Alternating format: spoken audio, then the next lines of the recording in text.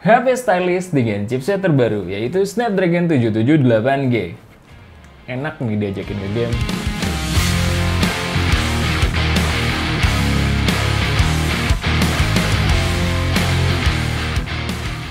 Hai Smart Buyer, gue Rizky. Kali ini kita akan unboxing beserta gaming test untuk Realme GT Master Edition. Kira-kira gimana dengan performanya? Let's check this out. Jadi pas launching pertama yang warna abu-abu goib, dan akhirnya kita beli pas flash sale di tanggal 22 Agustus dan sampai tanggal 25 Agustus. Agak lama sih. Well, kita beli yang 8/256GB dengan harga 5 juta. Supaya nanti ada perbandingan kalau pas misalnya kita comparein dengan Poco X3 GT yang RAM dan storage-nya sama.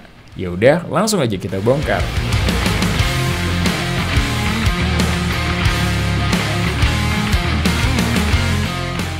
Oh iya, satu hal yang kita suka pengalaman belanja dari Realme Store. Bubble wrap-nya safety banget deh. Berasa aman aja walaupun dikirim pakai kurir. So, di luar boxnya, kalian akan dapetin perdana dari Telkomsel dan kartu e-money dari Breezy. Dan ini dia box dari Realme GT Master Edition. Kardusnya berasa spesial deh. Jadi, tampilannya landscape, dimana HP lain biasanya portrait. Tulisan Realme GT Master Edition-nya pun warnanya silver. Di sisi kanan ada tulisan Realme GT Master Edition. Di kiri ada sambungan tulisan Realme GT Master yang gede tadi di depan dan logo Realme. Di atas dan di bawah kosong, dan di belakang ada tabel spek nilai jual HP ini dan keterangan lainnya. Oke, langsung aja kita bongkar ya.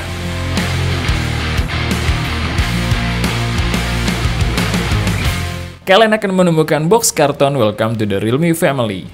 Di dalamnya ada buku manual dan kartu garansi. Unitnya nanti ya kita jelasin ya. Terus kalian akan menemukan kabel Type-C, SIM ejector, ada softcase juga yang kayaknya mirip banget dengan back cover HP-nya, dengan tanda tangan desainernya yaitu Naoto Fukusawa, dan kepala charger yang outputnya 65 watt. Lanjut kita first impression untuk bodinya. Realme GT Master Edition, designed by Naoto Fukusawa. Bahan bodinya dari kulit nabati, banyak yang bilang kayak copper, tapi entah kenapa kita suka sih. Kayaknya sayang deh kalau pakai casing, kece banget. Nah, desain kameranya yang berasa mirip banget dengan Oppo Reno series, yaitu 3 lensa yang dijajarin ke bawah dengan flash di samping. Di bagian bawah kita masih bisa menemukan audio jack 3,5 mm, mikrofon, port USB Type-C, dan grill speaker. Di sisi kanan ada tombol volume dan slot SIM tray yang sayangnya dual slot. Di kiri ada tombol power aja yang berarti fingerprint sensornya in display. Terus di atasnya ada lubang mikrofon lagi. Pindah ke bagian depan, luas layarnya sih di 6,43 inch dengan desain pansol yang dotnya berasa lumayan gede. Seperti biasa, unboxing kita mah singkat-singkat aja. Habis ini kita langsung ke gaming test. Sebagai pengingat, HP ini menggunakan chipset Snapdragon terbaru yaitu 778G dengan fabrikasi kecil di 6 nanometer, RAM-nya 8GB dan storage-nya di 256GB. Sedangkan software dan hardware pendukungnya menggunakan Realme UI 2.0, layarnya Super AMOLED resolusi Full HD+ dengan refresh rate di 120Hz. Baterainya di 4300 mAh serta speakernya masih mono. Dan seperti biasa, kita make sure dulu baterainya udah 100%, speakernya udah full, semua sistem sudah diupdate, kecerahan di 80%, refresh rate-nya kita set di 120Hz, dan kita pakai koneksi Wi-Fi. Kemudian kita cek dulu skor Antutunya. Kita dapat skor di 540 ribuan dalam waktu 11 menitan aja, dan baterainya berkurang 2%, dari 100% ke 98%.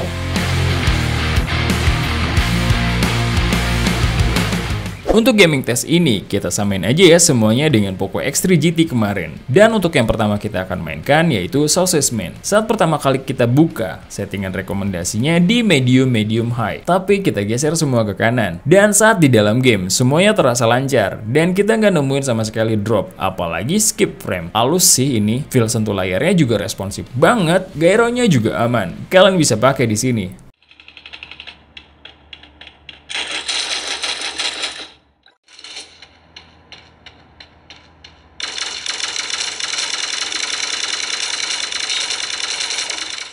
Setelah bermain kurang lebih selama 30 menit, baterai HP ini berkurang 10%, dari 98% ke 88%. Untuk suhunya sendiri di layar ada di 40 derajatan dan di back covernya ada di 39 derajatan.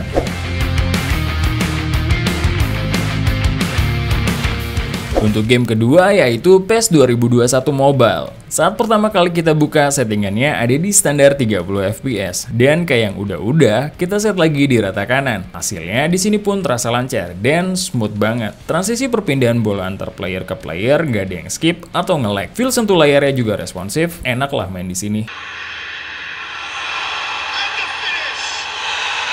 Setelah bermain selama 30 menit, baterainya berkurang 9%, dari 88% ke 79%. Dan untuk suhunya, di sisi layar di 40 derajatan, dan di back covernya ada di 38 derajatan aja.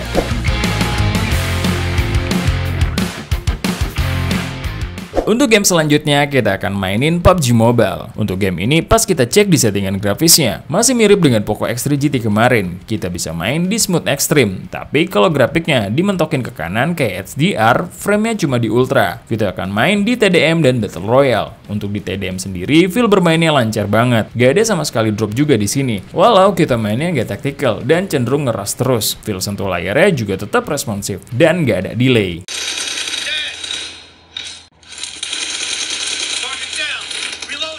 Pindah ke Battle Royale dengan settingan yang sama, yaitu di HDR Ultra. Di sini pun ternyata lancar juga. Kirain bakal ada drop-drop tipis kayak di Poco X3 GT, tapi gak kejadian. Udah mana grafiknya eye pleasing banget, lancar lagi mainnya. Untuk gyronya pun juga responsif di sini.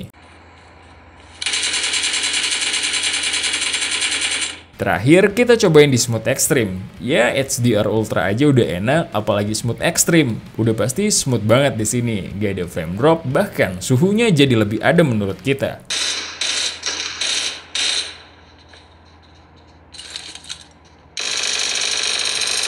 Setelah bermain kurang lebih selama 40 menit, di layar 40 derajatan dan di back cover di 39 derajatan. Sedangkan untuk baterainya turun 11% dari 79% ke 68%.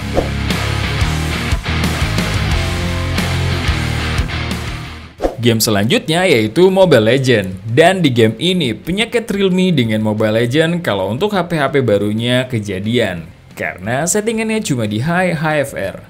Realme ngobrol dong sama Muntun. Ada masalah apa sih? Sampai telat mulu dapat optimasinya. Ya chipset lumayan kencang kayak gini. Diajak settingan di high di Mobile Legends mah udah pasti enteng. Gak ada masalah sama sekali. Gak ada frame yang terskip. Baik lagi war atau adu ulti. Walau total bermain gamenya kita ini udah mencapai 2 jam lebih. Feel sentuhnya juga tetap responsif. Jadi menurut kita aman lah.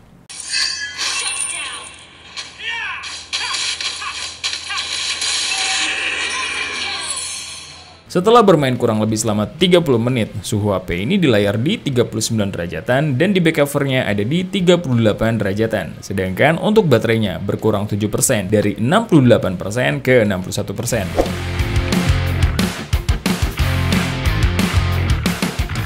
Game selanjutnya yang akan kita coba adalah CODM. Lagi-lagi, settingan grafisnya sama banget dengan Poco X3 GT. Kita bisa sih main mentok di grafis very high, tapi frame rate-nya juga di very high. Kalau mau max, kita harus turunin lagi ke high dulu grafiknya. Dan kita ngerank dulu ya buat pembukaan, hasilnya tetap lancar. Pakai banget, walau di settingan grafiknya mentok. Tapi 5 versus 5 mah nggak terlalu berat kalau di CODM. Feel sentuh layarnya juga aman di sini.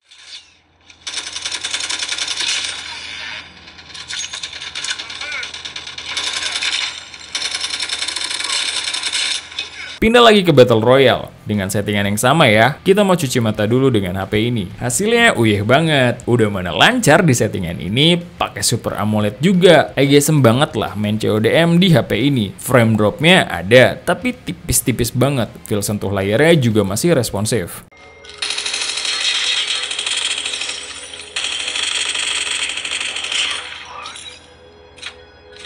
Terakhir, kita cobain main di High Max. Mau ngetes 60 FPS-nya dengan grafis high. Dan feel bermainnya tambah enak banget di sini. Karena frame-nya juga ikutan naik. Frame drop-nya pun hampir kita nggak nemu lah. Suhunya juga tetap anteng kok pas di settingan ini.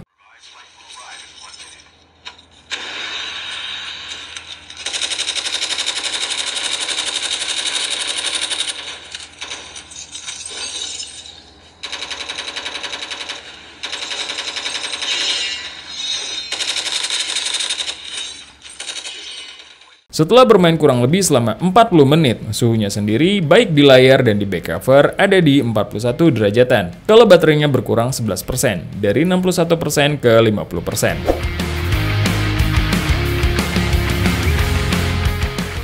Untuk game terakhir, kita akan coba Genshin Impact. Saat pertama kali kita buka gamenya, kita dikasih settingannya low aja. Hasilnya lancar lah di sini. Kalian bisa main dengan nyaman di settingan ini.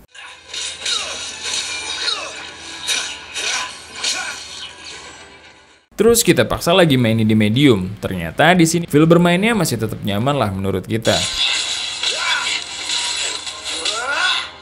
Lanjut lagi ke settingan high, dan di settingan ini masih cukup bisa ditolerir, cuma suhunya udah mulai naik dan gak enak di tangan. Karena ini layarnya pakai panel OLED, kita nggak rekomendasiin sih kalau main game sampai panas berlebih, walaupun masih bisa.